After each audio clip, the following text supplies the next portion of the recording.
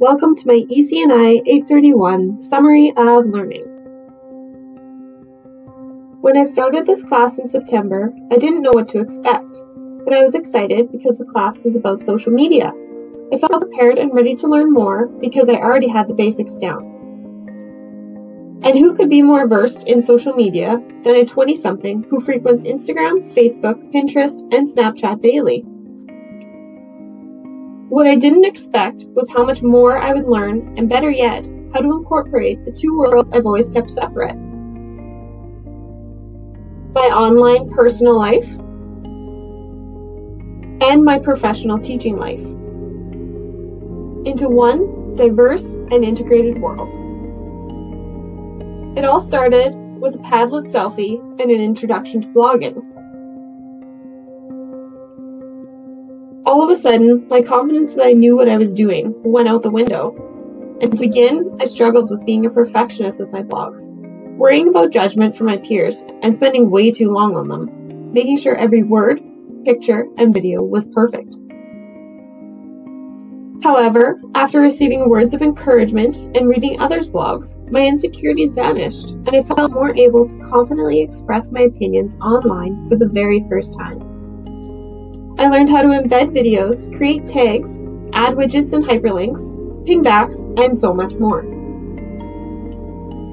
Suddenly, blogging wasn't so hard or scary anymore and became more fun with every post. I learned to love reading my colleagues' thoughts and opinions and enjoyed the depth it added to my posts.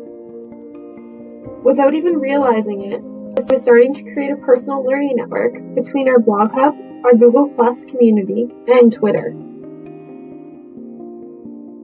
I began to realize there is so much more out in the world for resources than within my tiny school and the teachers it housed. Beginning on Twitter was exhausting and overwhelming, but I quickly caught on to the ebb and flow of the network, and more importantly, I learned how to connect with other teachers by using hashtags like EdTech, DigCit, and SaskEdChat. I doubled my follower count and even participated in a few Twitter chats. I never knew there were gatherings of like-minded people like this who were just as passionate about the education world as I was. It suddenly became incredibly important to create a positive digital identity and a digital footprint. Not only this, but I needed to advocate more for my students learning these skills. What were my expectations for students? And why hadn't I thought to teach them about digital citizenship before? They were growing up in a world surrounded by technology, and most of them barely even thought about it.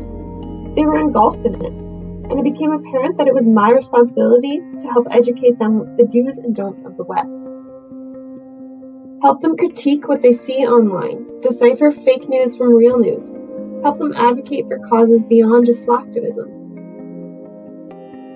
and help them decode the ways of the web to become knowledge-able citizens, as Michael Wesch put it in his TED Talk, From Knowledgeable to Knowledge-Able.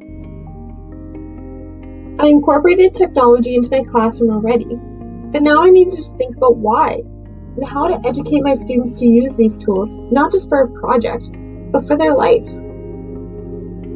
I needed to teach them how to use their resources and learn to be responsible digital citizens on their own. Then came the ideas of open education resources, and it all clicked. I never knew so many open education resources existed. From things like Khan Academy, which I have used extensively, to others I haven't, like TED-Ed, OpenStax, and MOOCs. And with all these resources available, it becomes our job as educators to learn how to critique what we are given and make it our own. However, by using more open resources in my teaching, it made me realize that I need to share my own work online to return the favor to more than just classroom teachers in the building. I recognized I had never shared my work online before because I was afraid of being critiqued for what I used in my classroom, as well as not understanding the copyrights and laws surrounding sharing. I knew I had a moral responsibility to share what I've come up with, if I was also going to use what others had shared online, and this class pushed me to finally share some resources to a larger online network.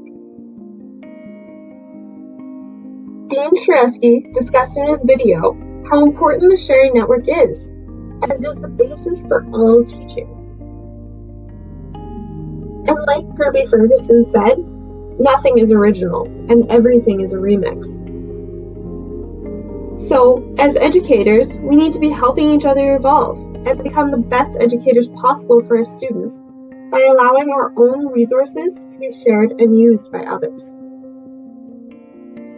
We can't kill the instinct technology produces, we can only criminalize it. And according to Lawrence Lessig, this is exactly what's happening to our students, as they download illegally almost every day. So things like Creative Commons make it easier to share things online legally, hopefully steer students away from the corruption and the living against the law that they're doing now. There are a ton of apps online to help students share their work and voice their opinions to an audience. Things like Seesaw, Flipgrid, and Google Classroom are a start for helping students learn appropriate digital citizenship. Apps like Kahoot, Socrative, GoFormative, and Mentimeter can help me vary my assessments for students and better use technology with purpose in my classroom. I've even started a social media assignment with my grade 12s to help them better connect to characters in Hamlet and learn important skills like voice, summarizing, and citations.